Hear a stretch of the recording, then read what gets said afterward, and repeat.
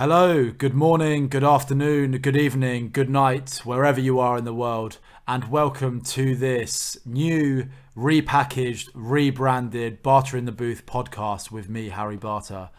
Now, the OGs of you will know that this originally started on Southampton University's radio station Surge, where on a weekly basis I'd invite on the more colourful members of the Wessex community and we'd shoot the shit, put the world to rights, discussing everything from Israel-Palestine to the environmental implications of fracking to which member of the WWE roster makes the best pavlova.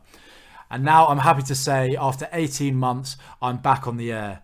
I've traded in my Southampton booth for a nice new shiny one in Kumamoto, Japan, and I can't wait to bring you the same bombastic chat with some new and really interesting guests. Today I have the pleasure of introducing Patrick Amano Dolan, a good friend of mine and fellow Kumamoto dweller. Together we'll be unpacking the US election and going on to dispel some myths and misconceptions about living in Japan. I hope you enjoy it. So we are live. Patrick, Cheers. Cheers, mate. Thank you so much for being my first guest on Barter in the Booth. It's an honor. You are the Neil Armstrong. How does it feel to be back in the booth? It feels great, mate. I've got so much pent up broadcasting in me. I've been off the air for too long, and I feel like the world's gone to shit, and it's about time we did something about it. Yeah, you got to fix it. Yeah, so thank you for joining me. So today, our plan was to talk about Japan, but I feel like there's a big elephant in the room, or possibly a donkey in the room, that we have to address as we record this. The future of America and possibly the free world hangs in the balance as 6 states are still left to declare their votes for the US presidential election. So yeah, as of now, what is it? Saturday, November 7th? I think we're still waiting on Pennsylvania, Nevada. Yeah, a couple states. Yeah, and it's looking like Biden's got it, but listen, it's by no means over, and it looks like Trump certainly is not going down without a fight. Well, from taking 2 years of college classes in politics and skating by with a smooth C+, You're most qualified to speak about pretty this. much. We tried to get Andrew Neil on, or Douglas Murray, or one of these political commentators, but we thought, nah, fuck him. You're gonna cut through the bullshit. Listen, but dude, it's interesting to see the reaction in Japan. I was kind of surprised by how engaged everyone is. Every store we go to, every TV, every desktop has the election on. Which is crazy, because I find Japan to be such an apolitical place, in that when I speak to people, Japanese people our age, you ask them about Japanese politics and they're all like, I don't know. Like, everyone I've met, they said they've never voted. They have zero interest in following local or national politics. But yeah, when it comes down to American politics, suddenly I see all these Japanese people just like bombarding Instagram and Facebook with all this stuff about Trump or Biden. And there's like a certain salaciousness to American politics, right? It's like the world. It's like a Hollywood. It is like a Hollywood movie. It's so much more. There's so much more pageantry to it than in Britain. Certainly, people were joking that it would be funny to see like Americans staying up till 3 a.m. to see like Theresa May in a church in like a church hall in Finchley, like waiting to get elected. Like, it's so much more low key, and it's better in a way, I think, in the UK, in that it's just so much more certainty, in that the polls, the ballots close, and then you wait, and then gradually overnight they get counted, and then by the morning you've got a result. So you don't have all this where you're relying on exit polls so much and you're getting results even though states have only counted 80% of the ballots or whatever. So I feel like in the US it's a lot more of a kind of drawn out affair. It's excruciatingly slow. I mean, usually it's faster, of course. Yeah. But with the mail-in ballots, dude, excruciatingly slow. And I feel like it gives so much more rise to, again, like claims of voter fraud, or for like really, really close, tight finishes. If you look at like what happened in, what was the Bush Gore one? Was that like 2002 maybe? 2000. 2000, yeah. Again, like some news sources are announcing that Bush won California and then that Gore won it, and then like there's just so much non-certainty. In a way, I think it's better because like there's so much, you know, hostility. Everyone's so fucking pent up in America right now after Black Lives Matter. That whole movement, the pandemic, COVID, yeah. So in a way, the fact that it's drawn out over a week, I think, is probably for the best. There's less rioting, less emotions. Yeah. Well, my only thing is that I feel like the problems haven't been solved because it's so close.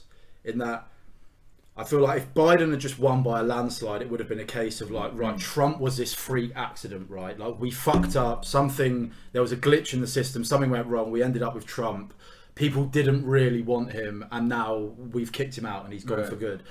On the flip side of that, I think if Trump had won by a decent amount, it would have been a case of that this wasn't a fluke accident. It wasn't just like Hillary Clinton balls it up, and it would have been a case of, you know, there is some change happening in America. There is a real phenomenon happening. Yeah. But the fact it's so close, I just feel like neither of those problems have been solved. Nope. So now it's just like 4 more years of people not really knowing where they stand. Pretty much, man. And as well with all this voter fraud stuff, I just feel like for the next 4 years, it's going to be a case of like, oh, this election's illegitimate.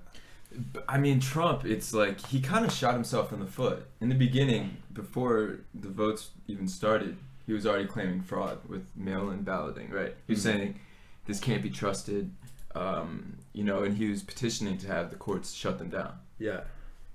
Because he did that, because he delegitimized the mail-in balloting, the Republicans that couldn't get to the in-person voting, they were discouraged from it, so they didn't vote mail-in. That's why now you see Biden climbing in every single state, because Trump kind of shifted the odds against himself. Yeah.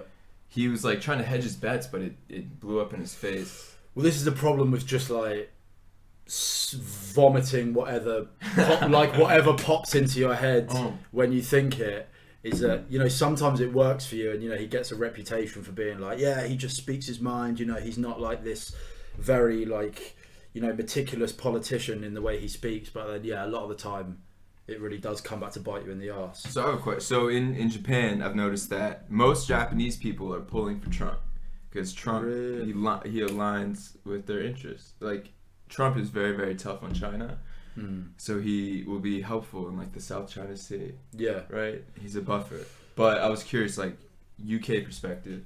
Yeah, I'll add one thing about Japan in that I feel like so many people, especially young people, because they do just see the pageantry.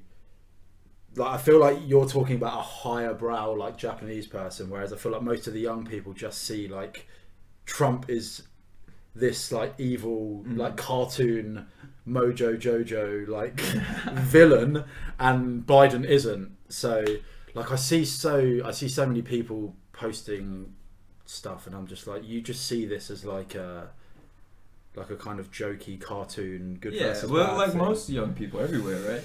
Yeah.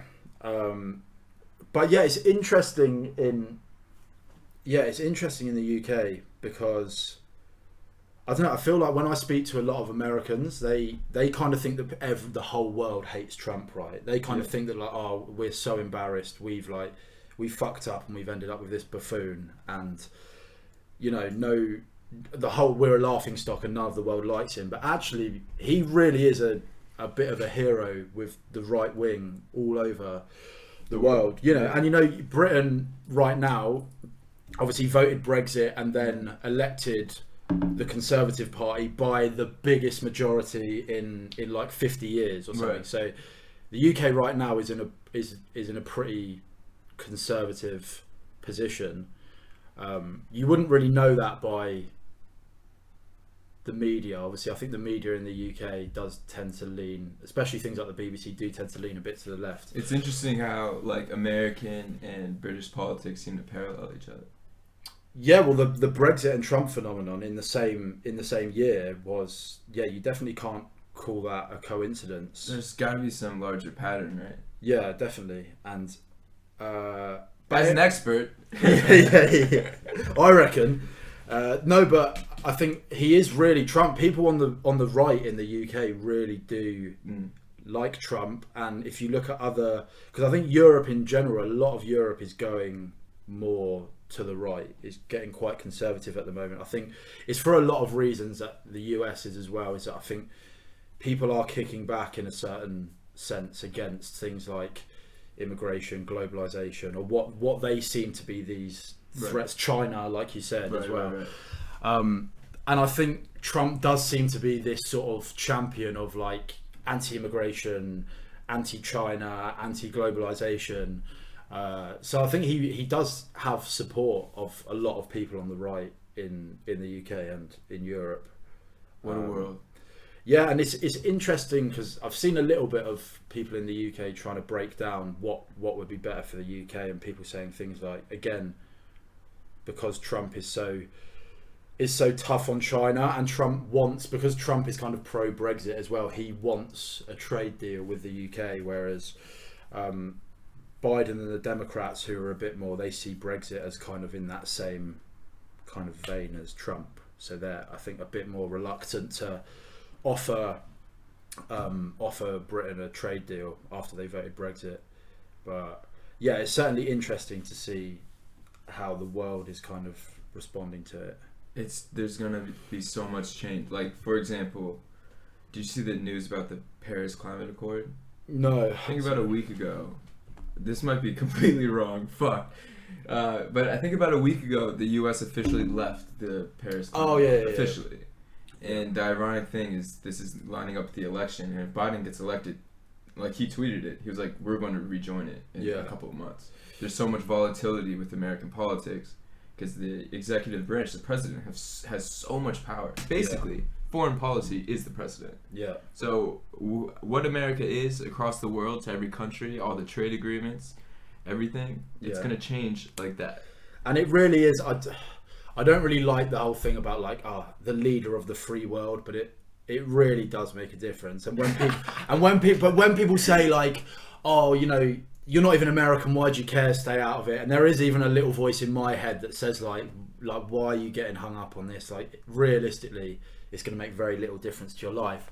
And then someone tweeted a funny thing about like, you know, in quotes like, oh, why do you care, you're not American? And then it was like a screenshot of a map with like the US military bases in the world, and there is literally a US military base in pretty much every country, every sea, every every airspace in the world. So I think it really does matter. And again, I think there is a trickle down nature with the US in that what goes on in the US does affect definitely the Anglophone world, at least, definitely Britain and you know, places like Australia, Canada. What did you call it? Anglophone? Anglophone. That's a word. Yeah, like English speaking countries. Barter in the booth. Yeah, we're going highbrow with this one. So yeah, it's so interesting how this is going to play out. What were your thoughts before this happened? I think kind of deep down, were you expecting a Biden win or a Trump? I think I was expecting exactly what's happening. Oh, really? It's easier to say that after it's happening, but of course, I mean, Trump is hedging his bets. He knew that mail-in balloting was going to be heavily Democratic. Yeah. Republicans don't believe in coronavirus. They have no reason to do a mail-in ballot. Yeah. They know this. So Trump is hedging his bets, and there were people out there. I know Bernie did a couple of interviews where he warned. He was like, listen, Trump's going to get out to an early lead because of the in-person voting. He's going to claim victory, and he's going to try to take it to the courts. But the problem is, Pennsylvania, Nevada, a lot of these swing states, it takes time to count them. Yeah. And if Trump doesn't concede, then it's going to be a huge problem. That's where we're at now. If Trump really does not concede, that's crazy, because that's when you've really got like, this is this is now a dictatorship. Yeah, it's like it's no longer. We're really like through the looking glass on this one now. It's no longer like a hypothetical or that seems a little bit sketchy. It's now full blown dictatorship. Yeah, which is scary. I have to admit, the way I saw things going in the US, I really did think Trump was gonna win quite comfortably, especially with the way Biden made a fair. I know Trump is obviously always like saying stupid shit and making gaffes, but that's almost become part of his shtick, right? Whereas Biden, obviously, the whole thing about him being like senile and stuff, and then the stuff coming out about his, his son and all of that getting leaked. I did really think that was going to be the sort of final nail in the coffin, and that Trump would win quite comfortably. So it's been really surprising for me to see it be this close. The crackhead son. Yeah, exactly. It's like you couldn't write a candidate to have like more problems. Do you know what I mean? Like first he gets accused of being like, basically having dementia and being senile and not being able to even speak properly. Dude, the thing is like, and then the thing with his son coming out, and then like not only is his son a crackhead, but also his son's being paid by Ukraine for like lobbying and stuff. And you're just like, Jesus, man, this is. I thought he was dead. I thought this is just completely going to kill Biden off. But dude, what worried me the most is watching those debates is his lower jaw. I don't know if you notice it, but his lower jaw, it's all over the place. That's when you know you've lost it. Well, this is me like speaking as someone who doesn't. I'm not really keen on either of them. I don't really have much skin in the game, so this is me saying it kind of as a fairly neutral party. Biden's not well. I really don't think he's not well. And I'm not saying Trump's well, but I feel like Trump's somehow getting by on like Ritalin or Adderall or whatever. Dude. There's something he's getting shots in the arse daily of something, bull testosterone or something that's keeping him going. But it seems to happen every year though, is that candidates end up being like taken ill. Do you remember with Hillary? It happened with Hillary. Yeah. She ended up being taken ill and having to come off the campaign. But I'm not surprised, because these people that are campaigning, they're like in their 60s, their 70s, and they're having to just travel so much. There's so much pressure on them. They're getting hounded by the media day in, day out. Like, dude, I'm not surprised. I couldn't do it. No way, man. Yeah, exactly. I feel exactly the same. So it could just be that. It could just be that when you're speaking to so many people and you're getting fed so much information, obviously you are gonna slip up. Like, you're gonna get names wrong. You're gonna say the wrong thing. Also the thing that came out with Kamala Harris as well, about that basically Biden is just a front for her. And again, I think that is a lot of right-wing media propagating that. But again, it's definitely something that seems to be in the public consciousness. Because it's in everyone's mind. Because even when I speak to people from the UK or in Japan or whatever, that is definitely something people are thinking about as well. Do you think there's anything in that? Yeah, of course, there has to be. Are you kidding? Everybody, like, we all see the same guy. He's clearly old as shit. His jaw's all over the place. He's basically drool. I think his dentures came out during the guy's old. Did you see at the final in Pennsylvania, at his final rally, he called his... It's pretty bad. He called his daughter... No, I think he called his niece by his dead son's name. Oh, God. He was like, this is my son, Beau. And it was his like niece who's called obviously something else. Alright, it's true, the guy's old, but you have to think about the presidency. Like, it's an administration, you know what I mean? It's not just him, it's everyone around him. So like, the guy's old as shit, but I think most people could like and again, and somehow rationalize it. And obviously Trump makes just as many of these gaffes, but I think he somehow managed to frame it so that kind of the more gaffes he makes, the more people like it. Like, the more weird shit he says, the more people defend him. Yeah. And that he, it makes him stronger every time he fucks up and says something stupid. It's gonna be interesting. So yeah, I thought it was gonna be a lot more clear cut than it was. The thing is, Donald Trump, as a businessman, he never really took a flat out loss. And if you take a loss, you can spin it and you can put a positive spin on it or give an excuse. the only time he ever really ran for office was when he ran for president, and he won. So he's never been humiliated to this point. Yeah. It's going to be interesting to see how he handles it. I assume it's going to be really, really bad, like a 4-year-old. Throwing tantrums. Yeah. This is what I'm saying, man. They're going to have to drag him out of that White House, by his heels. On top of the White House roof on his last day, he's going to put like a giant sign. Yeah. It's going to be like, how, or gay guy house or something. Something like extremely immature. Childish. I've just had this thought that if he does just refuse to concede power, whose responsibility is it to remove him? Because I mean, when does Biden become commander-in-chief, and when does Trump cease having control of the military or the National Guard or the police force? This is when everyone becomes a constitutional expert. This is when everyone thinks they have the answer. I don't. It's never happened. Yeah, exactly. I mean, I say it would be interesting to see. Yeah, it would be great to see America fall into civil war. That would be fun for us. But yeah, it's crazy stuff. One other thing, I think I probably did follow the election in 2015, but maybe not as closely as this one.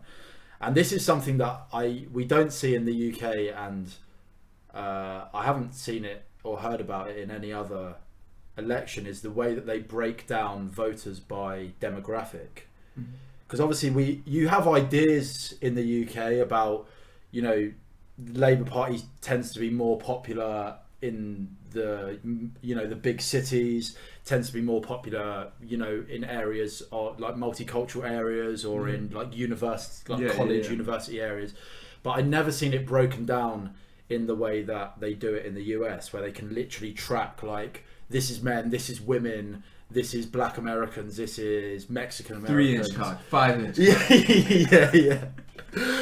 And it's like, that's kind of interesting to see as well, because I've seen a lot of information about that, and I don't really think people know what to do with it, in terms of people saying that like, there's a lot that's confused. For example, LGBTQ. Yeah. Their support for Trump doubled. Yeah, exactly. And the same with obviously like Cubans in Florida was the big one people talked about, and I don't think that's that surprising. People who have fled or whose parents have fled a communist country, it's not that surprising that they're not that keen to vote for a fairly left-wing candidate. But also the thing about like black men, black women also seem to have increased for Trump as well. And white men actually seem to have gone down the most in support of Trump, which again just seems crazy. And it's just going to be interesting. I've seen the sort of cognitive backflips people are doing to try and explain why gay people are voting for Trump, and it's always like borderline offensive, or why white men are voting for Biden, or why black women are voting for Trump, or whatever. There's this explanation on, I think it was CNN. And they're trying to explain like black support for Trump, and it was bordering on racist. Well, this is when you try and talk about a whole ethnicity as if they share the exact same like values and ideas and priorities and stuff, you're playing with fire, which is again, and it's like, damn, is this? I mean, I think a lot of people welcome it, but I think at a time where there's a lot of racial tension in America, I don't know if this is the antidote. This is the antidote to it. It's ugly, but I guess you got to do it, right? Yeah, and I think it does. It does dispel some myths. It basically breaks down. I think a lot of things were oversimplified. So the thing that I found really interesting again is that I think people get put into groups that they don't necessarily. It doesn't necessarily make sense to put them in that group, in terms of people use the like Hispanic tag, or the, what do they call it, the Latin X tag, in basically assuming that all Spanish speaking people in the US, whether they be first generation, second generation immigrants, whatever, that they all somehow share the same values and the same ideas, and they want the same thing, when actually taking someone from Cuba, someone from Puerto Rico, someone from Mexico, they don't have a lot in common. Like, yeah, they're Spanish speaking, and they might be immigrants or the children of immigrants, but that doesn't necessarily mean that you can just put them in a box and go, oh yeah, they're all going to vote one way, they're all going to vote the other way. It's a good point.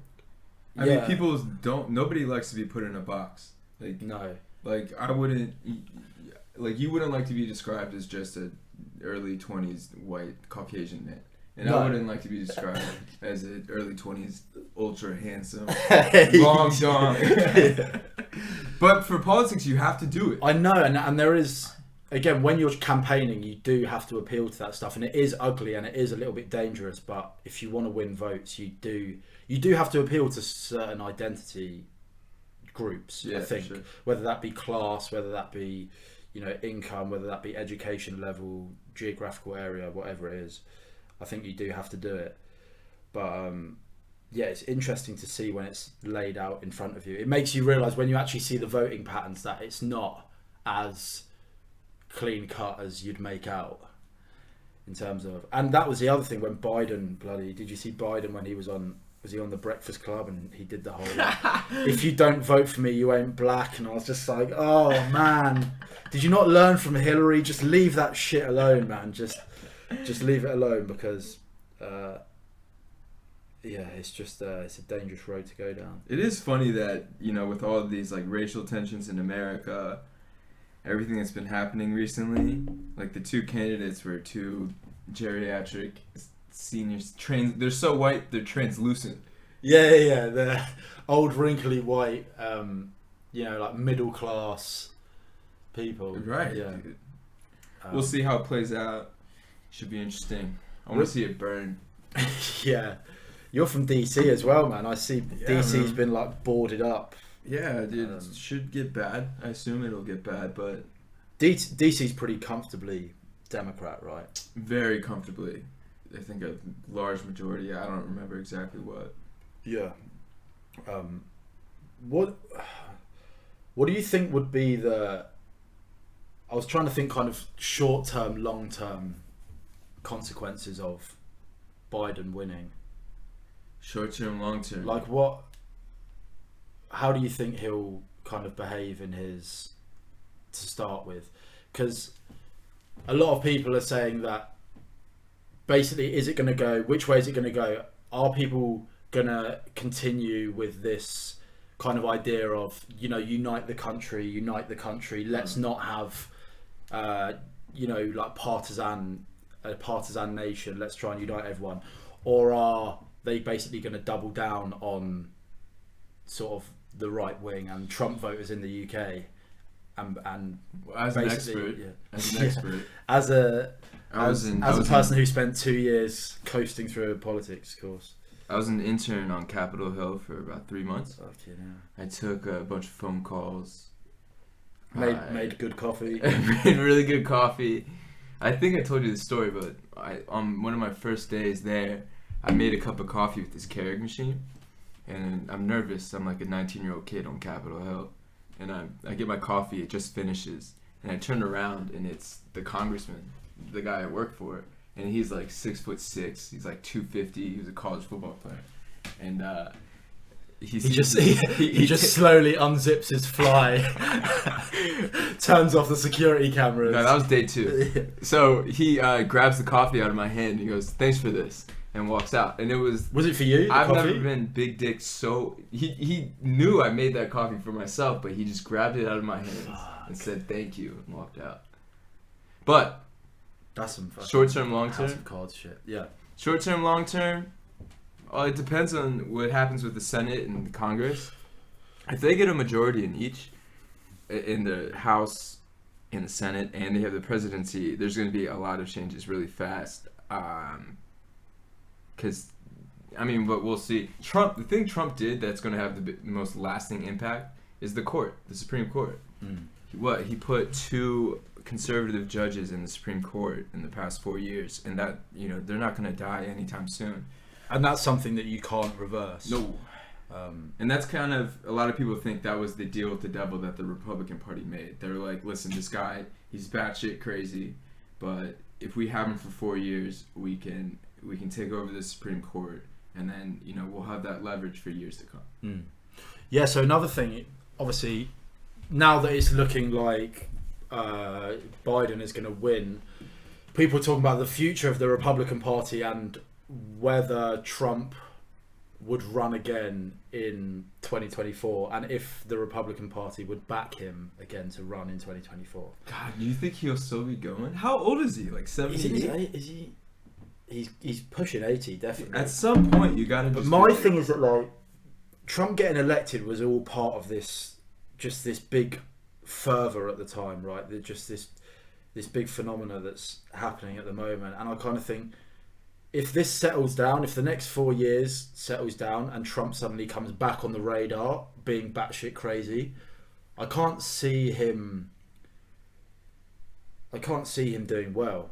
I feel like he was very much of his time, in the same way that the Brexit vote was. That there was a lot of discontent in the country, and people had a lot of grievances, and they were fed up of the same old politicians, and they needed somewhere to well, he ran to direct. They needed somewhere to direct their anger and their confusion, and then suddenly you've got this like, you know, boisterous, like verbose people in, you know, Donald Trump, Nigel Farage, Boris Johnson, these kind of people, and everyone just went, yeah, let's just let's have a go with them. Let's fuck with it a bit.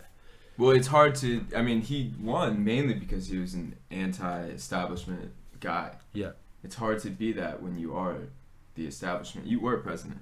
My prediction is Dwayne "The Rock" Johnson. With Stone Cold as his voice. Oh, dude, they have my vote. I'd vote for Stone Cold in a minute, man. Yeah, I'd love to see that. So there's one more thing I forgot to say about. Obviously, there's been some examples on both sides of protests, and maybe something a bit more, you know, protests getting violent, or, you know, vandalizing, having clashes with police and stuff. Do you think there's any danger of that on either side of the aisle right now? Yeah, of, you know, rioting. Is it going to be like George Floyd riots 2.0?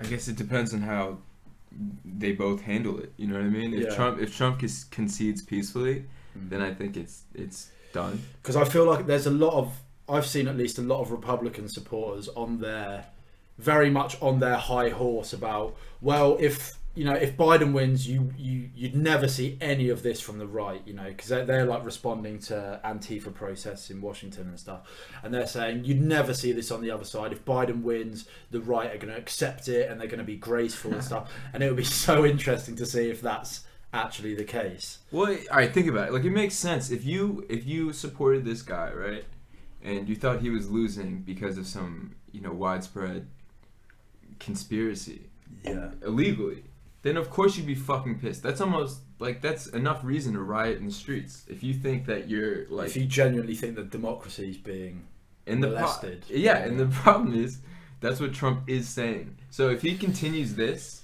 then yeah, I assume there's going to be riots. It is,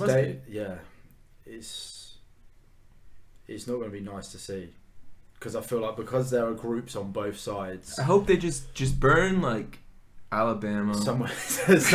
Can they just pick one state to be like a Hunger Games battleground? Dude, just fucking like, take just it. pick Nobody wants it. Just fucking pick somewhere in the Midwest. Fucking, I don't know, Idaho, Nebraska. Just somewhere there's just cornfields, right? And we're just gonna see our ratings from fucking Nebraska just go riot there. just pick a state and just like evacuate it. There's only about 12 people in Nebraska anyway. Get them out and just say, have your riot, burn it down, do whatever you have to do, get your anger out. You know, like when you have like an angry kid and you just lock them in their room and let them go skits until they tire themselves out. Just do that. Just ship all the protesters into some Midwestern state and just let them kick off and smash the place to bits, and then just say, look, when you can behave yourself, go back. You can come back to the. You can come back to the nice suburban area where I live and where my family and where my friends live. That'll be that's the answer. I mean, maybe they should just like the best strategy might be to just like lie to Donald Trump. Just be like, yeah, you're still president, and just give him like and just put him on his chopper, and just be like, okay, we're taking you to your inauguration now, and he's on the helicopter for 6 hours, and he still doesn't realise, like, dude, I mean, not going there. There'd be less rioting, that's for sure. Yeah. What are the pee rules? I gotta pee. I think I can pause it. Can I get it on mic? That you want to pee? Or you want to take the mic with you? I don't have to leave. It's a strong stream. You can piss in a bottle if you want. Yeah, I think we can pause it, but I might just. I'll let it run and then cut it. Okay, so that's the election solved, done and dusted. Nothing else to say. Our expert analysis. Yeah, the US is safe now. You should title this episode "The American Election Explained." Yeah, no, I was thinking of doing one of those. You know those videos where it's like stupid college snowflake, like completely destroyed by Ben Shapiro. By Ben Shapiro, hard facts and logic. It's just like, oh mate, yeah, maybe. I was going to be very sensible with the titling, but maybe I should just go for some ridiculous clickbait, like, yeah, liberal snowflake destroyed. So yeah, well, I mean, the reason I got you on is not just for your C- in political science, yeah, but yeah, I wanted to talk about Japan. Obviously, both of us are living in Japan. You've been here, what? 2 years and like 3 months. 2 years, yeah. I've been here about a year and a half, and obviously you're half Japanese as well. Yes, sir. The bottom half. Had to say. Fuck, I'm going home. Fuck this podcast.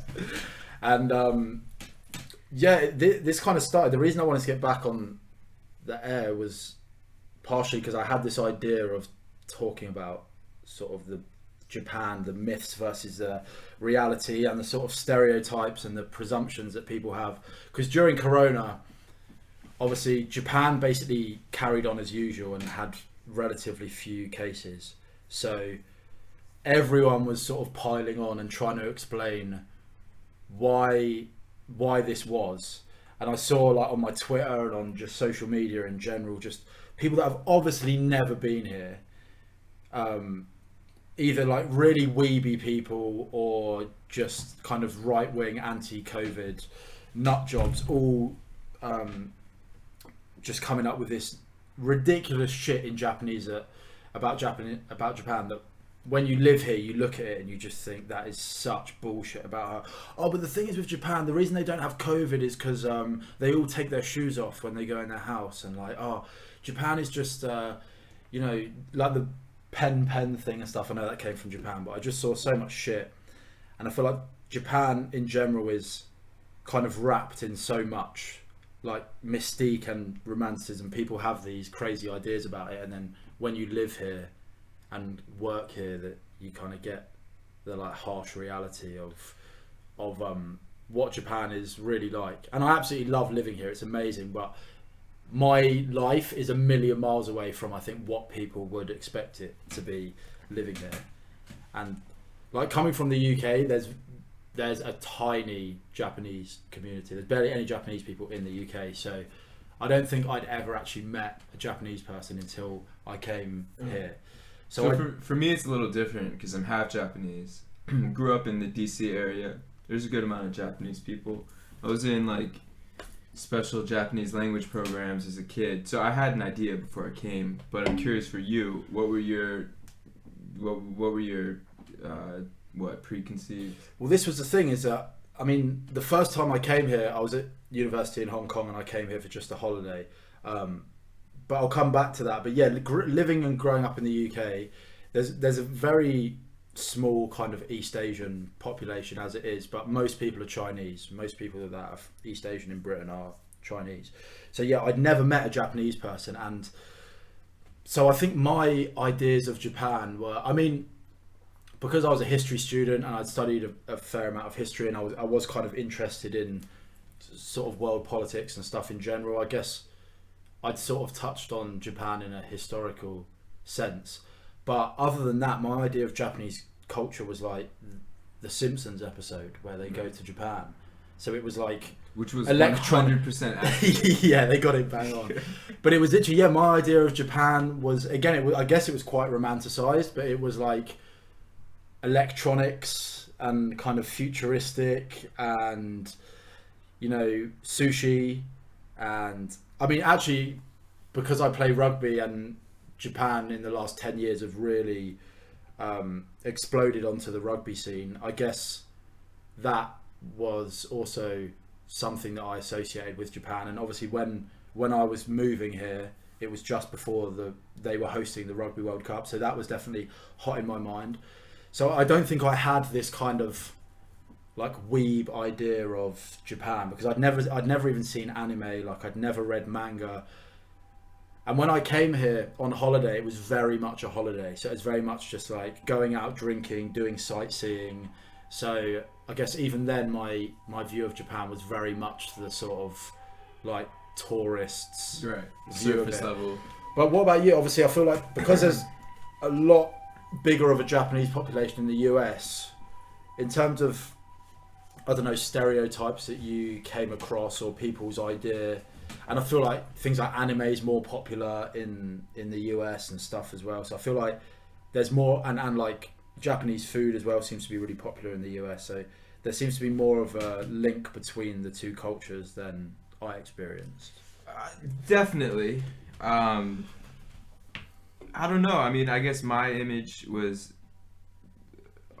like, so I grew up in taking Japanese language classes and shit, and the people attracted to Japanese language classes aren't usually the soccer players or the basketball players. They're the weeps. They're the guys who fucking bury themselves in manga and anime because they can't cope with social life. Yeah.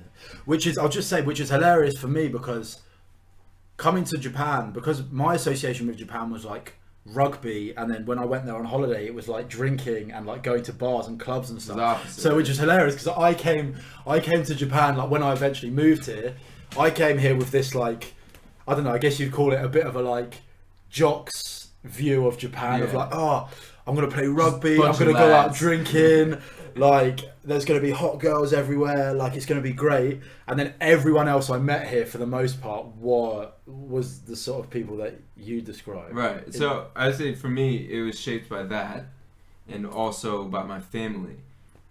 So I kind of assumed that everyone in Japan would either be a bunch of weebs or they'd be like my family, which is like batshit crazy. So I assumed it was a country full of like anime nerds and crazy people, and clearly it's not. There's a bunch of lads. There's a bunch of it's a whole spectrum of people, and to put it in a box is kind of irresponsible. Yeah, I think that's definitely the case. But I mean, in terms of the expats you meet here, I feel like I get a much stronger sense that they're that kind of weeby anime lover. Well, you got to question like what would motivate someone to move across the planet to a foreign country where they might not speak the language. I think it's one of two things. One, you're an adventurer and you're like a thrill seeker. I think you fall in that category. Yeah, and I thought I'd meet a lot more people like that, when actually I feel like a lot of the people I meet have come here for a sort of quiet life, just to enjoy the culture that they enjoy. Well, I'd say two, so it's the adventure, or it's two, the introvert who felt uncomfortable in their home country. Yeah. And they had a romanticized idea of Japan, either through manga or anime or whatever. And they came here to escape. And I think it's interesting because there's a large portion of the expat community in Japan that's LGBTQ, which is surprising because it's not a friendly country. No, and this is, I mean, this was kind of on my list of something to talk about, in that it's, to go back to the election, that's why it's really interesting for me, because I think it's fair to say as well that most people in Japan, most of the expats I meet are very left-leaning. Yeah. Especially the people that are teachers like us.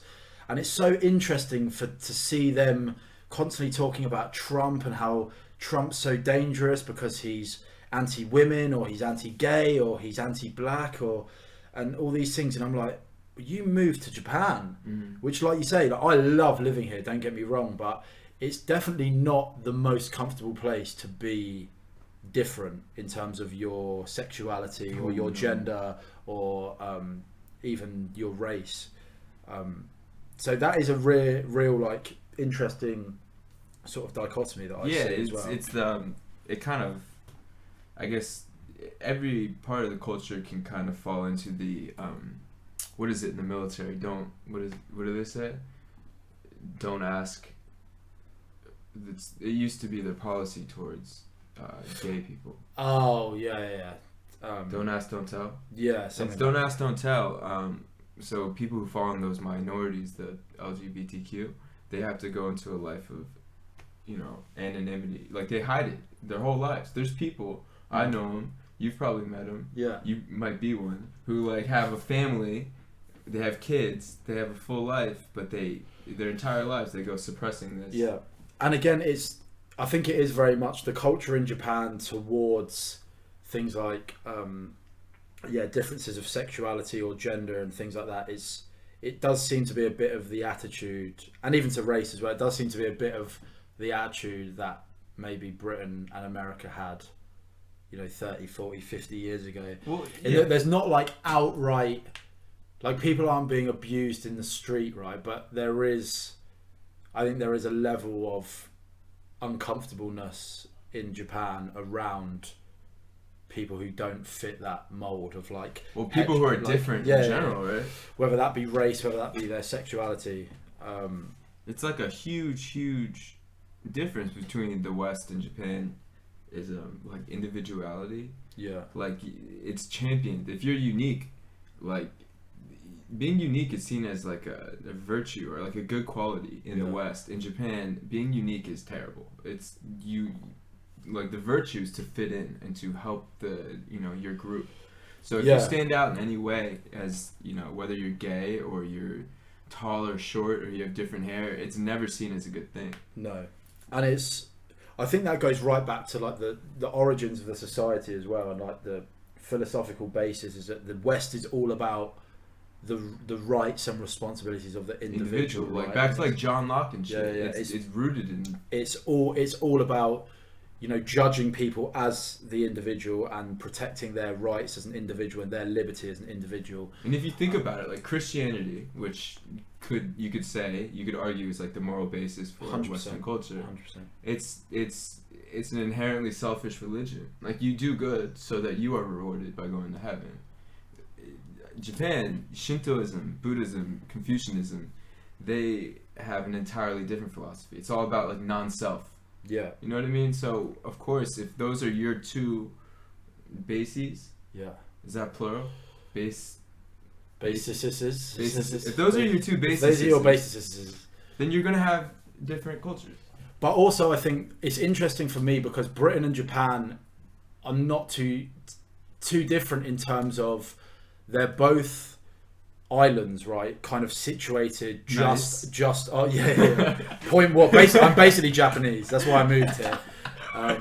In terms of both being islands that had very strong cultures and they were quite shut off and they were powerful. They had empires. Hermit kingdom. Yeah, and I think Britain used to be like that in terms of Britain used to be like Japan in that very ethnically homogenous, culturally homogenous, religiously homogenous. And I just feel like Japan has continued that, whereas Britain has opened up more. So now it's very much a multicultural society. Japan is still in that island mentality of everyone is Japanese, everyone carries the same values, they have the same religious, they have the same culture. To come here as an outsider is really interesting. Yeah, and like just in my experience, I'm half Japanese. My grandparents are born in the Tokyo area. I like grew up eating Japanese food. Like my grandparents don't even speak English, so like I like in America I was known as the the Japanese or the half Japanese kid, and then I come to Japan and nobody has ever referred to me as being Japanese. It's gaijin. It's always gaijin, and it's not.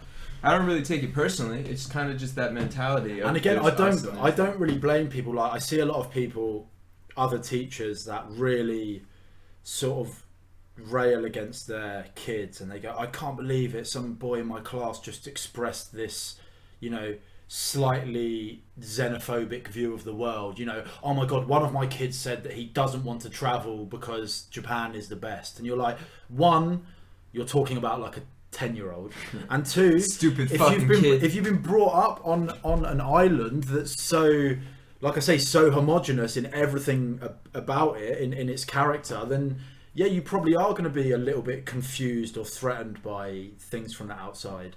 So I think, yeah, that pisses me off a bit when you see people that come, and it is a bit, I feel like they have a little bit of that white knight about them when people come from the UK or the US and they come to Japan on this mission that, like, you know, I'm going to liberalize these kind of like backwards they like kids. impose their moral standards on them, but it's a different culture. You can't do that.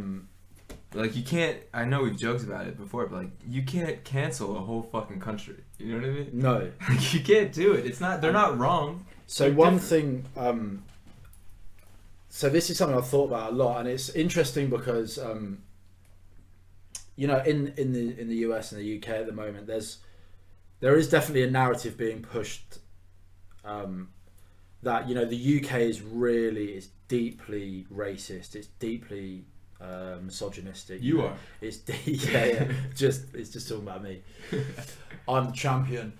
But it's interesting moving to Japan and seeing it for real, and then I look back on the UK and I think, you fucking idiots, you have no idea like how, I'm not saying it's perfect, right? There's a lot of problems in the UK, but I'm like, man, when you compare it to places like here in terms of how far the UK has come in terms of racial inclusion, sexual inclusion, all of this stuff, it really does give you a broader perspective on the world.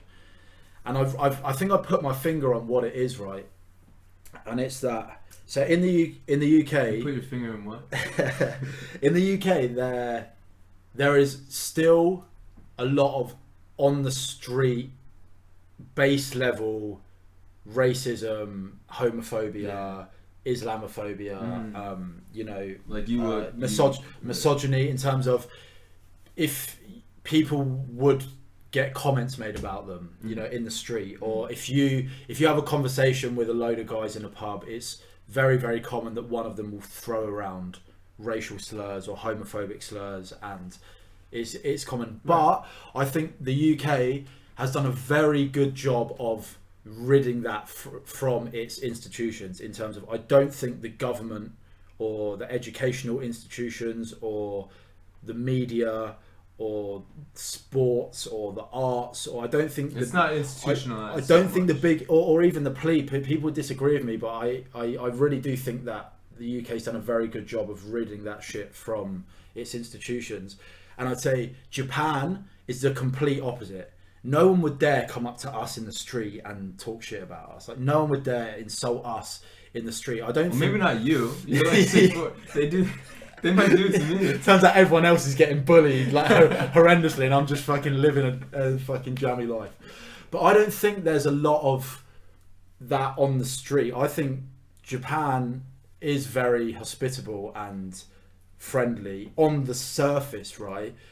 But then once you get into the institutions, so once you're a foreigner here and you want to try and get citizenship, or you want to get married, or you want to, you know, try and vote, or try and join, you know, try and get a job, like a public service job. And I think that's when it comes a bit unstuck. Well, let's talk about that. And you'll realise that actually there is a lot of this stuff deep rooted in Japanese culture. So we're both ALTs on the JET program, right? Yeah. A government program that brings foreigners to Japan to teach English, teach culture. They do it, and every year the program's been growing. I think even this year during the pandemic they added a bunch, right? Yeah. So it's growing every year. So that shows the government's committing itself to, bringing in outside perspective, internationalizing their kids. Yeah. But at the same time, there's an end date for us ALTs. It's a 5-year contract. We're very much here as a guest. You're here as a guest, and then you have to go back, and it's not real internationalization if there's a time limit on it. It's like it's a half measure. that, you know, of course it does some progress, but you're not gonna really.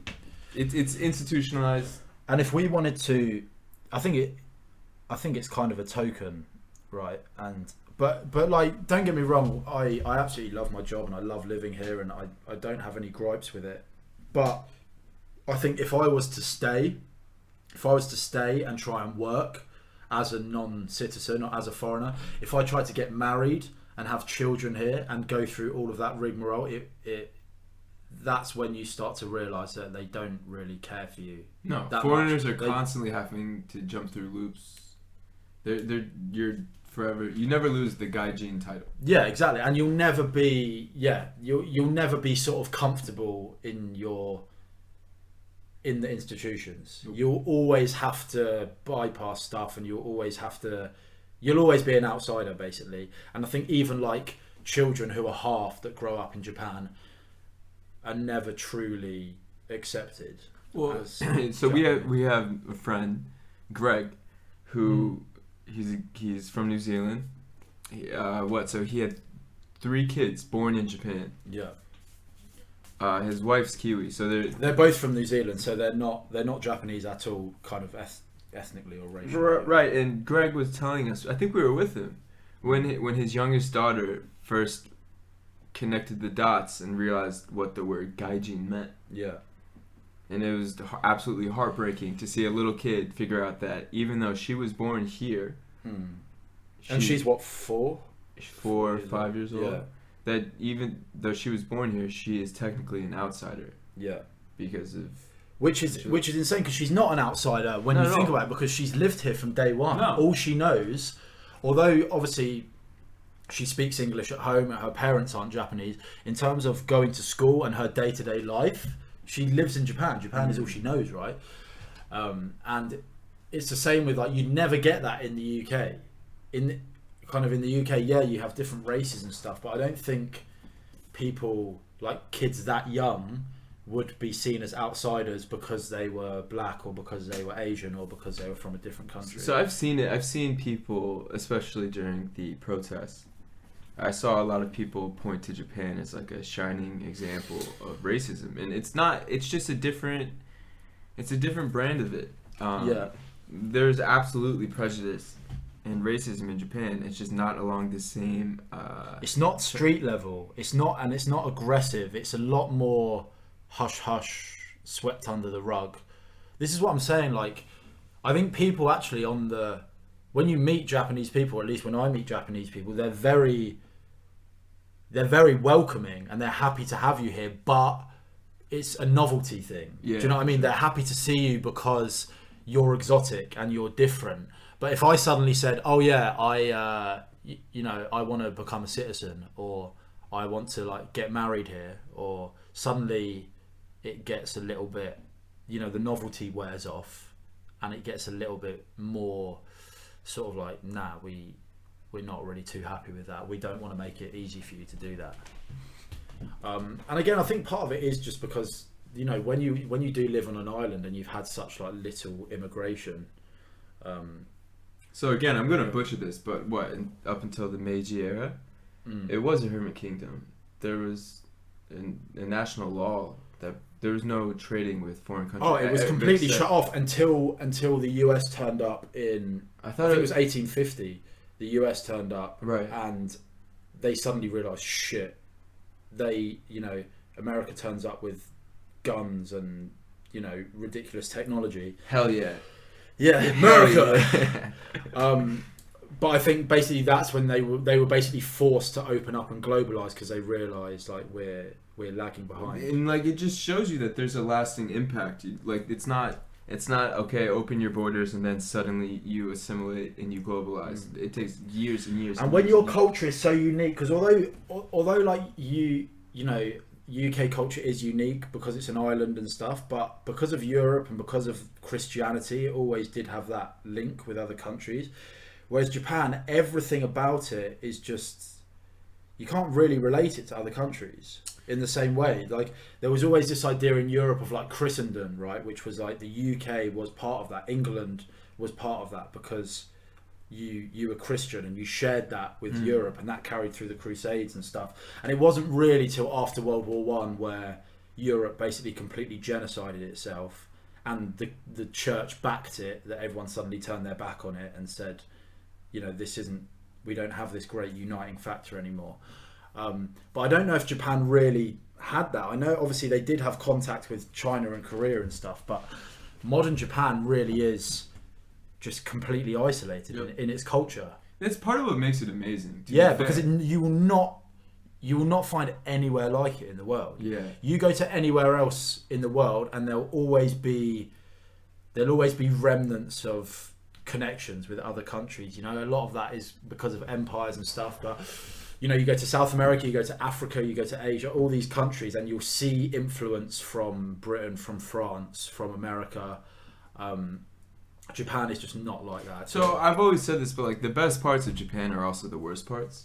Like, yeah. So for example, you know, if you walk into any store, you will be treated like a first-class citizen, like a godlike figure. Yeah. The hospitality is incredible. Yeah. But the other side of the coin is you will always be treated a little bit differently. Yeah. Especially as a foreigner. And this is what I'm saying. I think that's why a lot of people come here, like I did, on a holiday, and completely fall in love with the place. Right. Because you meet these people and you think, this place is incredible. I've never been treated so kindly, and people have never been so friendly. I remember the first place I went to was, we landed in Osaka, me and my friends, and we had a night out, and people were literally, groups of people were running up to us, asking us for photos. It literally was like being a celebrity. I remember these boys were like giving us packs of cigarettes and stuff and cans of beer, and they were like so happy. It was like being a celebrity and walking through, you know, LA or walking through London or something like it. Yeah, I mean, we just had Halloween the other night, and like fucking Brad Pitt movie star over here. Yeah. How many pictures did you take, do you think, on Halloween? I still haven't seen the ones you took. On my phone there's about 50. Dozens. But I do have to say, okay. So there's one, right? I was dressed as a 6'5" schoolgirl with a blonde wig, so yeah, they just wanted to fuck you. yeah. I was gonna say, I'm definitely triggering some weird like giantess / like pedo fetishes that people have, and we'll get onto that later. That's on the list, but so all right. So one's hospitality. Two is I guess like inefficiency or like respect to traditions. Like we both work in Japanese offices, and sometimes the inefficiency is it makes you want to pull your fucking hair out. So this is one thing I was going to tell. We'll come to that in just a sec, but yeah, what I was saying is that if you do come here on holiday, you will get this impression that Japan is like this perfect utopia, right? Because it's so and it's so safe and it's so fun and it is just amazing. But there is a big difference between that and then when you move here and you kind of dip your toe into the institutions and to the more official side of things. And don't get me wrong, I'm not one of these people. A lot of expats in Japan live here and just all they do is bitch about it and talk about how much they hate it, and I'm like, well, you should leave. Yeah, you You should leave. I'm just like, you can go home whenever you want. I can't believe you'd like. Why would you live in misery when you can leave?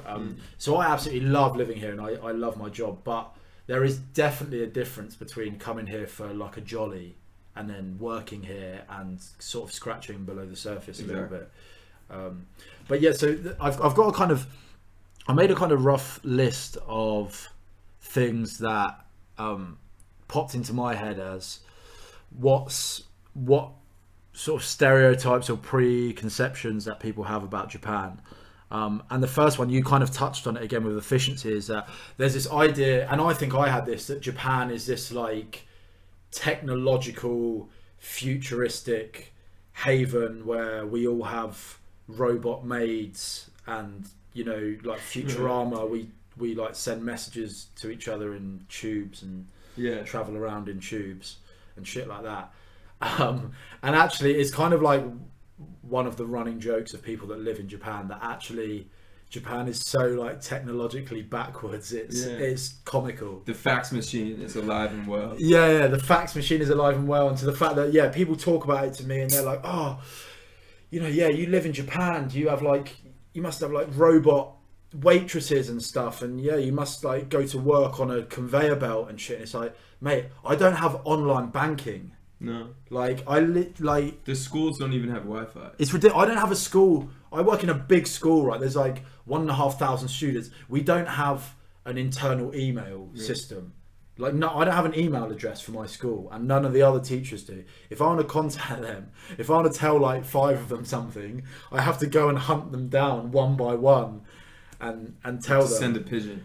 Yeah, so it is really funny that the one thing that Japan is really, really known for, that is kind of not true at all. Well, I think it probably was true. It probably was true in like the 90s. I think it's just an outdated idea. Yeah, and I think if you go to the big cities, right, again, like if you come on a holiday here and you go to Tokyo and you go to like Akihabara or somewhere, and there's like, you know, flashing lights, and there's like, you know, I remember walking past a place that does like robot fighting that you can watch and shit like that, and it is it'd be funny if we like called PETA.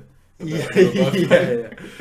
It's inhumane. And robots are people and too. And it does seem like, you know, the whatever the Simpsons episode, and also the toilets are actually very. Oh yeah, the toilets are true. That part is true. The best thing about Japan. That is accurate.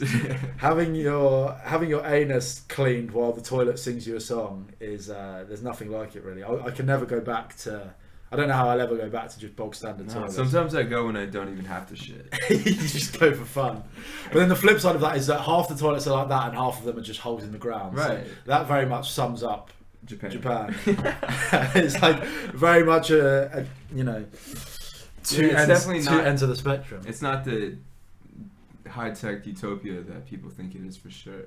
Yeah, and also I've realised with my kids, like at school, right, I didn't do a lot of IT in terms of, I think nowadays kids grow up and they're taught like coding and stuff at school. Like I didn't have any of that. Like I had lessons, like IT lessons, but I'm a bit of a technophobe myself, but I'm pretty competent at this sort of stuff. So like but my students, they're so retarded when it comes to technology. So I did a lesson the other day where they were doing presentations, right, in English, and they had to make a PowerPoint, and seeing these kids trying to make a PowerPoint, these are like 17-year-old kids, right? Trying to see them make a PowerPoint is like watching my grandma trying to make a PowerPoint, honestly, and trying to see them like type and stuff. Just bad teaching. It's so backwards, and it's like shit. Even when I was that age, I could make a PowerPoint in 5 minutes. You know, I could navigate a PC very easily.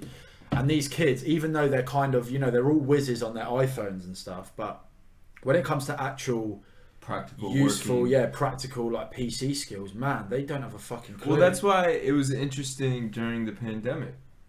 All the teleworking, like for example, I have a sister who's 18, and when the pandemic. You piece of shit.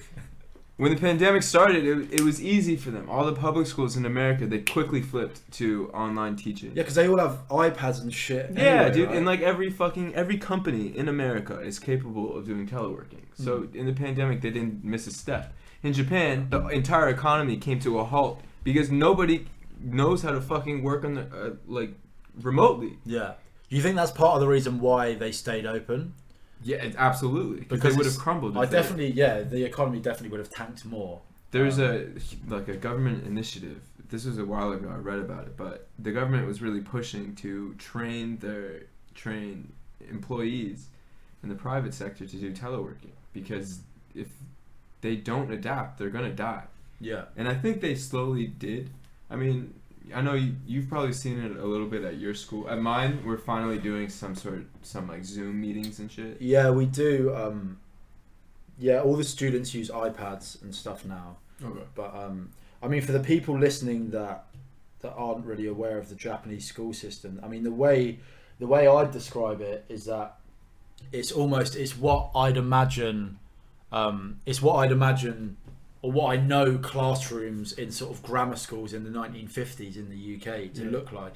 And I think if you imagined, before I came here, if I imagined a Japanese schoolroom, I'd think of all these interactive boards and shit going on, and it's literally the opposite. It's like a chalkboard. It's 40 wooden desks and a chalkboard at the front, and that is your resources for teaching. Yeah. And now my school is getting better in terms of students do stuff with iPads, and they sometimes do things where they can like link their phone to Google Classroom or whatever. But for the most part, it's still very analog, very like traditional. I think it ties in. It's not low tech because of capability. Yeah. It's low tech because of choice. Like all of these schools have the resources available to, you know, do more online teaching. Yeah. Computer workshops. But it's like a resistance to change that kind of slows it down. And again, it is definitely like the thing about the opposite ends of the spectrum, in that Japan does really lead the world in science, technology, electronics, like manufacturing. It really is up there. So that kind of they're doing something right, but it seems to be kept.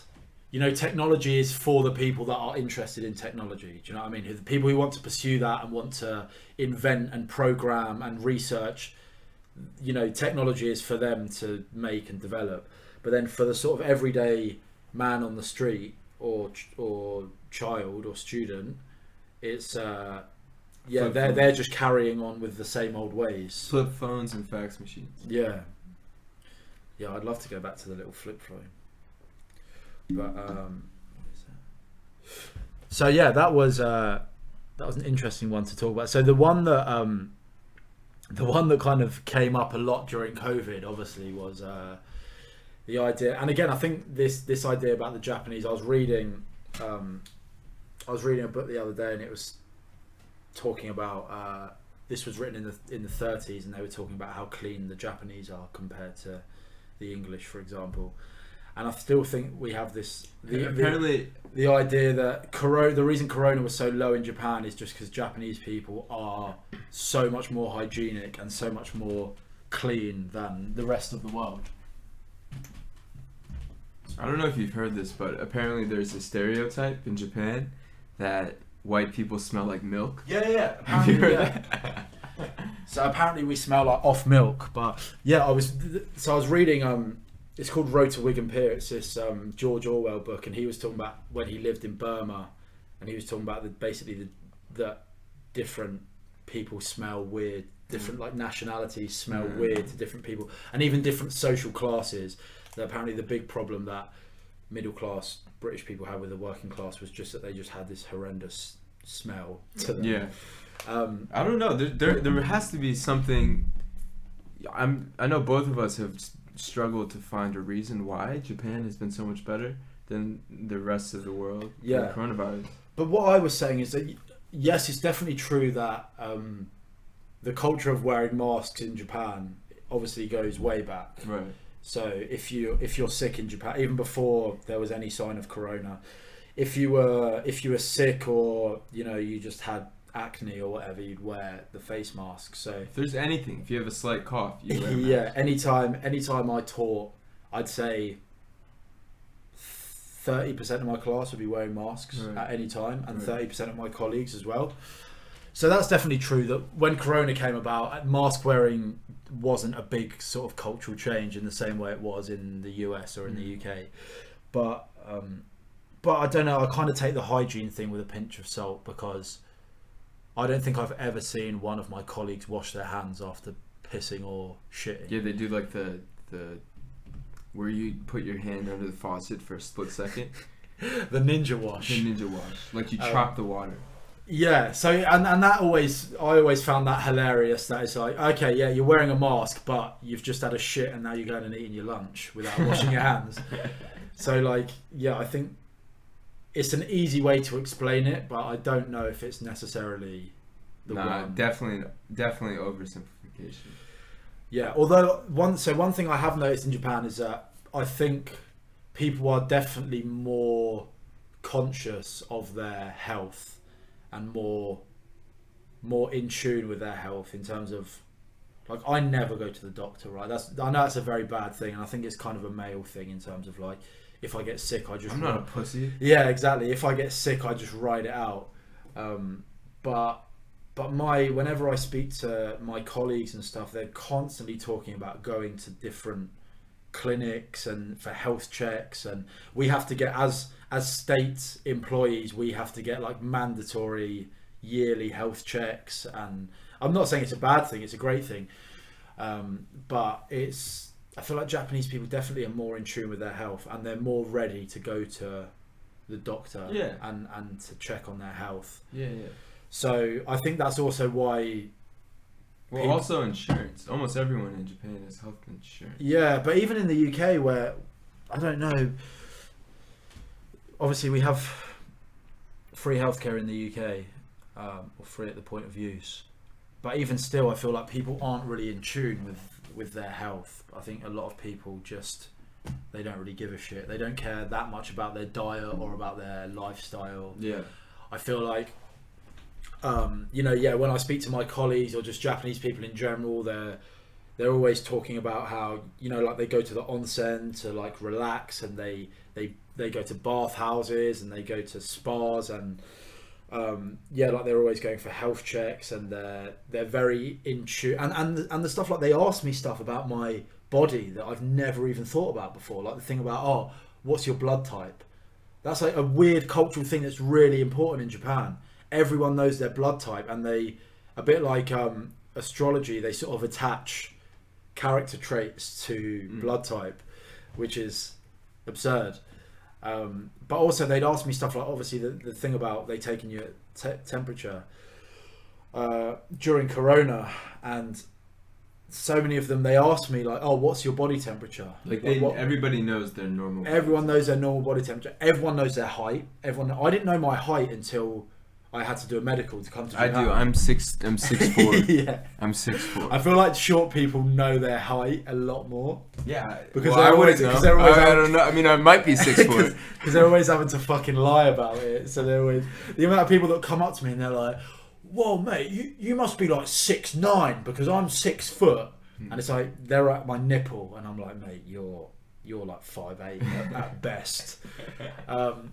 But for the most part, I feel like people back home, no one really knows their height, no one really knows their weight, they don't know their blood type, they probably couldn't tell you the name of their doctor or any of that. But Japanese people, they're so on it with that sort of stuff. So I mean, I don't know how that really. Well, it seems like there's no like magic bullet. There's no one answer to why Japan has handled coronavirus so much better. It's definitely a combination of things. Masks, I'm sure, hygiene, or health consciousness, as you said. The way they say pen. Yeah, that. They tracking. I guess the government's been better with tracking. I think people are more willing.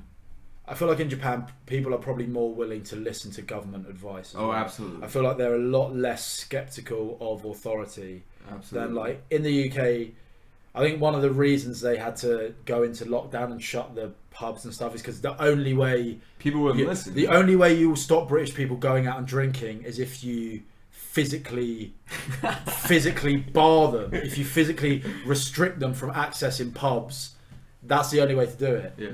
You're not going to do it just by going, excuse me, people are dying. Do you mind not going? It's like, no, fuck you. I want a pint. I've had a tough day at work. So I think that's also, I think a lot of people probably did make more of an effort to stay at home in the early stages. Maybe because they're more worried about their health and stuff. Yeah. But yeah, you're right. There doesn't seem to be a magic formula. If we talk about, being more about the group and the community than the individual. Yeah. With something like a pandemic, of course, Japanese people will be more, more willing to stay home and quarantine for the good of the group. Whereas in America, people say, fuck that, like I won. Yeah. I think maybe people are a bit more communally minded. Definitely. In Japan. Communally? Communitively. They fucking look after their community, alright? Get over it. Move on. Alright, I'm gonna have a piss.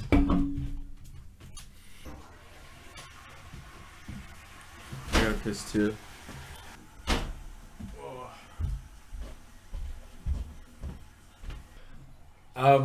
So let's Harry, you were saying something off mic about abortion. You want to continue with that? That's for the. That's you were very passionate about it. Yeah, I'm gonna wait to see which way the election goes, and then I'll tailor my show to that.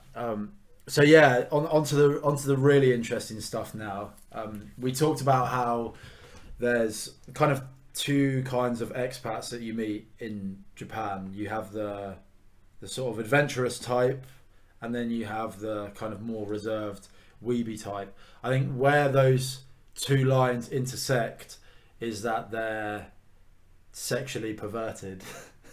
In that, no, I mean, I think there's a lot of people that do come here because they are interested in either Japanese women or Japanese men. Definitely. And I think it's true that Definitely. And it's kind of well known that if you are a kind of average looking white guy in, you know, the UK, the US, wherever, you can come to Japan and probably get a lot more attention than if you were at home. Do they ever give you, do Japanese people ever give you like a celebrity comparison? No, I don't. Oh, someone said I look like Chris Pratt once. But the thing is, I only know him as like being really chubby in, what's he in? Arrested Development? No, Parks and Rec. Parks and Rec. Yeah, he was always like the really dumb, chubby guy, and I was like, fuck, I don't know if I like that. But then I googled him, and I was like, oh, actually, he got ripped since then. So I'm hopefully they're talking about post. They should have specified. Hopefully they're talking about post Parks and Rec Pratt, because I can definitely get behind that.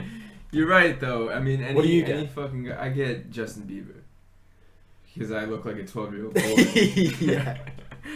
With a voice of an angel. But dude, it doesn't mean much because, like, you know, they'll come up to you and say Chris Pratt, and they'll come up to me and say Justin Bieber. Then they'll go up to this fucking guy who has two butt cheeks for a face, and they'll say, "Oh, George Clooney." Well, this is the other thing we joke about as well. About obviously when you first come here, it's great because you get like bombarded by these compliments. You know, everyone's calling you cute and handsome and stuff. But then you realise that they just say that to anyone. It's like foreign. Anyone. Yeah. Yeah, that's absolutely true. So if you're struggling, if you're listening to this in the UK and you... All the incels out there, you fucking basement dwelling, video game loving fucking virgin. Yeah, this is the place for you. I promise you'll get laid if you come to Japan. You can become... That's what the devil on people's shoulders say. But in reality, this is what I've found. If you are socially awkward and you're ugly and you don't look after yourself and... you're boring and you know you're just a shit bloke, you'll still struggle in Japan. A shit bloke is a shit bloke. Yeah, shit bloke is a shit bloke wherever you are, whenever you are. No, because I feel like I have met a lot of people that were sort of sold this dream of like, you know, they've watched too much anime and they think like, oh, I'll come to Japan and girls will just like fall at my feet. And it's really not the case. Like, again, if you have a little bit of game and you're like moderately looking, you can do really confidence. You right? can do, yeah, you can do really well. But I mean, if you're just like the bottom of the barrel, you're fucking staying there. So. Like you get a leg up for sure because as a foreigner, you'll immediately get the first look in a bar.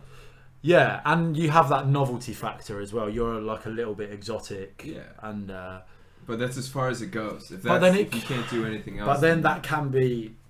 I think that can be a bit of a drawback in terms of if you did want something serious, in that like, I feel like maybe if you meet someone and it's just like a novelty, but then if you wanted to take it further, like especially I feel that's definitely the case with a lot of like girls I've spoken to, in that they've definitely been kind of fucked and chucked, for want of a better word, because they're like foreign and someone sort of like promised them the world and then it just turns out that you're just like a trophy. It turns out that they just want to get their leg up with a foreigner. And I think that's the same because I think it's the same with guys that come to Japan. It's like a thing about like, oh, have you fucked a Japanese girl yet? Like, it's not particularly savoury, but it's definitely something that people ask you and people talk about. And I remember like going to international bars and just being fucking bombarded by just seedy guys telling me like, all right, this is what you need to do. Like, this is how you fuck. This is how you like, you know, lasso yourself a fucking joke. And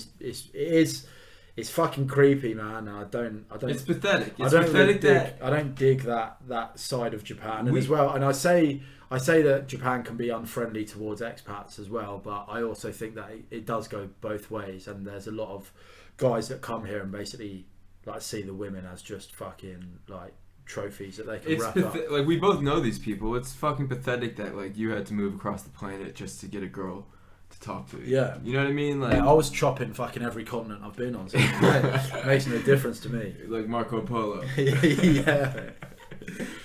Yeah, it's definitely true. But also, I think there's the idea, like, what is it, like the Family Guy joke or something, that in Japan you can like buy schoolgirl panties in a vending machine, and there's definitely, and obviously like you hear about like, oh, the fucking octopus porn and stuff. And I think people do see Japan as kind of like a bit of a sexually perverted place, which I think is true to an extent, because like any country where sexuality is kind of repressed and sort of brushed under the rug, I feel like it ends up coming back like 10 times worse. Well, if you know I wish I was more well versed on this, but this goes back like thousands of years. There's artwork from like 1500 years ago of basically tentacle porn. They were painting tentacle porn before. Really? Yeah. Because I heard that the reason that the tentacle porn and stuff is big here is because obviously porn is illegal in Japan, but the definition of porn is like dick and vagina. Yeah. So to bypass that, they can use tentacles and stuff, and then they don't have to blur it. So I think that's, if anyone's listening and wondering why Japanese porn is always blurry, it's because I think technically porn is illegal in Japan. Just a quick sidetrack, but I took a lot of Japanese classes in college. I watched a lot of Japanese porn in college.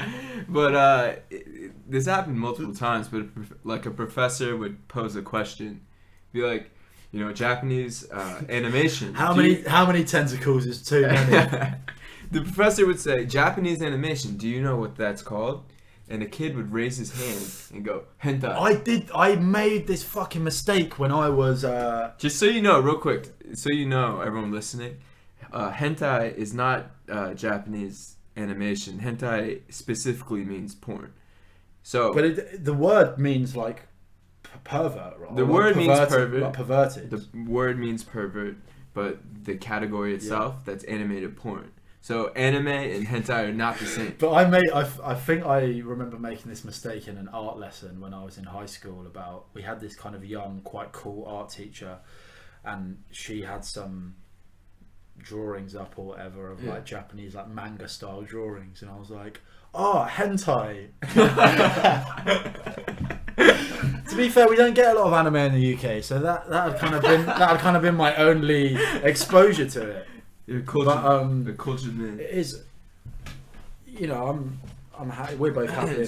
We're both happily in a relationship now, right? And I think my porn days are in the past. It's fair to say. I feel like I've kind of outgrown it. But I will say, Japanese porn is fucking weird, though. It is like, I'm not too partial to it, but I have seen it sometimes. Well, it's a little insight into how different the cultures are sexually. Huge difference. Yeah. Huge difference.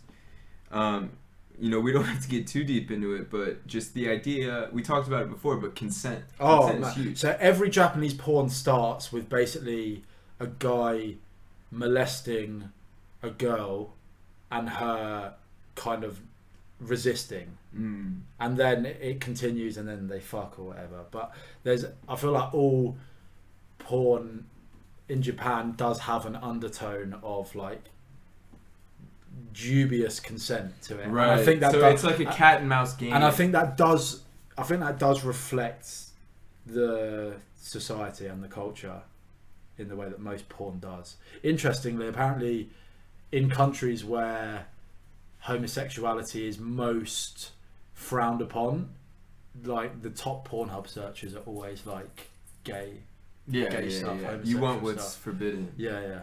But I mean, again, not to get too explicit, but we've had experiences, and I know girls that have had experiences where their partner kind of likes. I've actually never had sex. Yeah. They don't have to know that, man. I mean, I've done it tons of times. Yeah. She goes to a different school though. You won't know. You won't know. She's not on Facebook. It was on holiday. But she's in Japan. Yeah, I'm gonna use that one when I go back now. It's like, yeah, she was in Japan.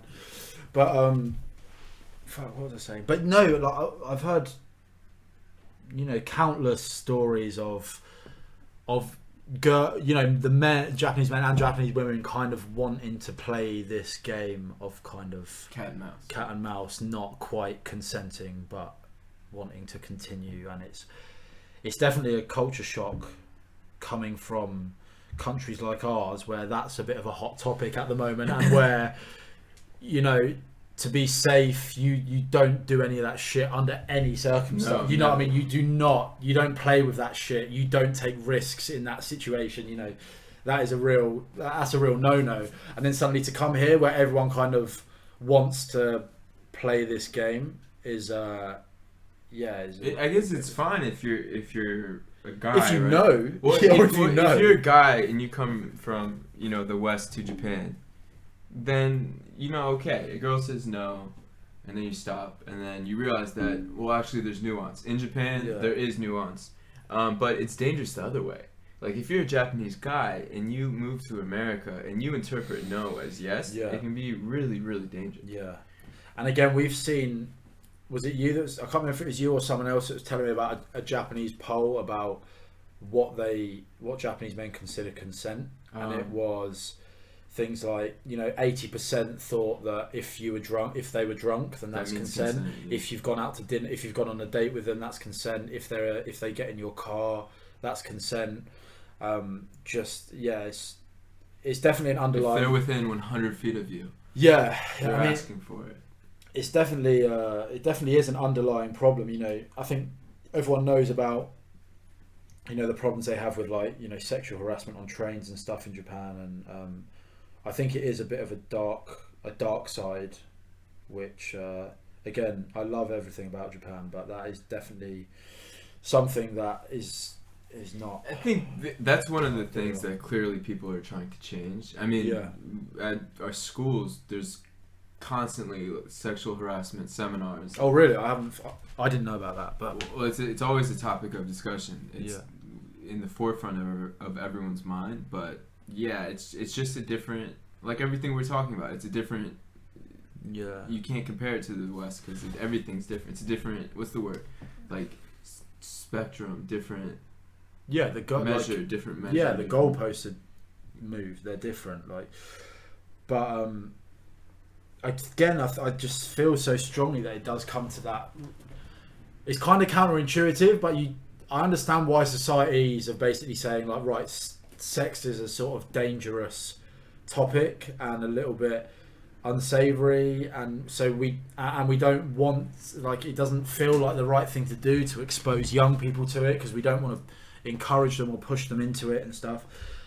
So we'll just sweep it under the rug and just no one will say anything about it, and it will just be sort of very hush hush. But I feel like there's enough evidence now that when you do that, when you repress it, it just comes back worse. And it comes back in violent forms. You know what we should do? We should teach a lesson at our high schools. The birds and the bees. Teach a lesson about sex. Sex 101 with Barter in the booth. I'll do a podcast and we'll send it.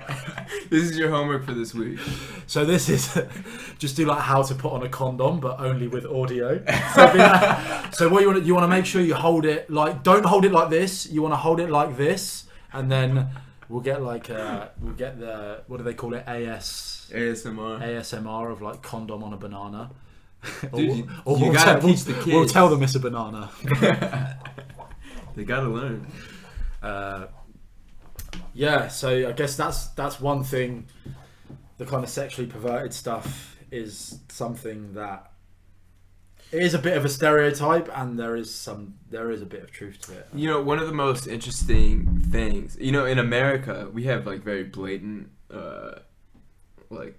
misogyny. I guess strip clubs are hilarious to me because of how, think about it. It's a woman naked dancing while you literally throw money at them. It's like the capitalist system fully evolved. Hey, they're getting paid. Women gotta eat. You're right. So, but it's more nuanced in Japan. There's something called hostess bars. Kabakura. Kabakura. There's something called hostess bars where essentially you come in. I haven't been, but I think you pay. Oh yeah. I've my friend told me that you give them some money and then you go around the back. Dude, believe me, I want to try. I actually have.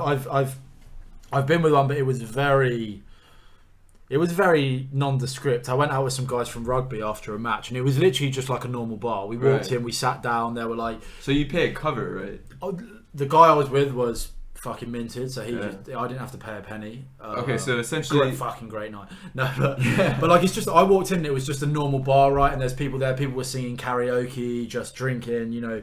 And then the woman who was kind of like a waitress just came and sat at our table and like drank with us for like an hour. So that's what you're paying for. You pay a cover fee, or you pay extra money to be in the company of pretty women who will sit with you. And she wasn't that pretty. Well, they never really are. I would have asked my money back. But they're extremely popular here. Like businessmen, married men, guys in relationships, everyone. They love going to these bars. I've never been to the. You have proper big ones that are kind of more, elaborate and more like clubs, and they seem a bit more high class and stuff. But the amount of money that people piss away on this stuff is that, like, you know, you're paying like, what is it, like 10,000 yen an hour or something, which is like, what's that, like £70, so like $100, and you're also like paying for their drinks and stuff, and it's literally just for them to sit with you. I don't know, is it like an image thing? At first I thought it was just like these guys are just deeply lonely. Yeah. But then I would hear about guys. But it's like it's like a bit like strip clubs. It's kind of like a thing you do in groups, right? Yeah, I don't. To be honest, it's one of the things I still don't totally understand. Yeah, I don't know. I don't really get it, because the thing is, like, if you're willing to spend money, if you go to any bar and are willing to like buy bottles and shit, you'll meet women. Like women will hang out with you. Right. Like, I know that's pretty seedy as well, but like, I don't know why you'd want to go somewhere where it's that. At least if you go to a normal bar and you're buying a girl drinks and she's tolerating your company because you're buying her, at least then there's an illusion that she's interested in you. Whereas like when you go to a kabakura, you know the situation. You know that you're literally paying for. She's literally only sitting with you because you're paying. It's with just her. Like extremely mild prostitution. Yeah. Like the mildest possible. But the interesting thing is, like, talking to girls about it, is that, like, do you consider that cheating, or do you consider that like better or worse? Because I feel like, especially in Japan, they have this. There's quite a big cheating culture. Like, cheating's kind of not a big deal here. Like, it's kind of taken as read that all guys will cheat, because they have this idea that, like, oh, it's just sex. Like, they're just getting it out their system and then they'll come back to their family or whatever. Which is one thing, but then kabakura, I don't know if it's insulting or not, because I don't know if it's more insulting or not, because like, it's not even them just saying like, oh yeah, I wanted to like have sex, so I paid a prostitute. It's like, I don't want. It's like I don't want your company. It's like, I don't enjoy your company so much that I'm going to pay another woman, not even to just be physical with me, but just to have conversation with me and give me some sort of like emotional connection. Right. Which is, I don't know, it's kind of fucked up on a whole nother level. Yeah, it's deeper than, it's not just sex. It's like, I don't. And I feel like, I don't like you. I don't want to be around. Yeah, you. It's like you're like, how insulting is that? Like, I know that, you know, when you have relationships or whatever, sometimes the physical stuff, like the sexual chemistry, can wane. But imagine them coming to you and being like, oh, I can't bear to talk to you. Like, I can't bear to have a conversation with you anymore. Like, that's so fucked up. Like, how you can just know that's happening and still just carry on as if like everything's fine is, it's pretty fucked up. I don't know, man. But yeah, it's a very strange. We'll go on a research. We'll go on a Barter in the Booth fact finding. We'll bring the microphone. Fact finding mission. Okay, so on that bombshell, the sun must set on the first Barter in the Booth podcast episode. You gotta get some Tim Westwood, like. Yeah, we'll do that. We'll do that in post, mate. We'll have the sirens, smashing glass. I'm gonna Tim Westwood. I'm gonna Barter in the Booth. We're gonna get a choir in to do it. It's gonna be great. We'll get the. I'm gonna write a theme song on guitar as well. It's gonna be a whole fucking deal. But no, I hope you enjoyed listening. Remember, get involved on the social medias, subscribe to the YouTube channel, and we'll be back in 2 weeks with another podcast. Patrick, thank you very much for joining me, mate. It's been an absolute pleasure. We'll have you on again soon. Yeah, it was awesome. Cheers, mate. Take care.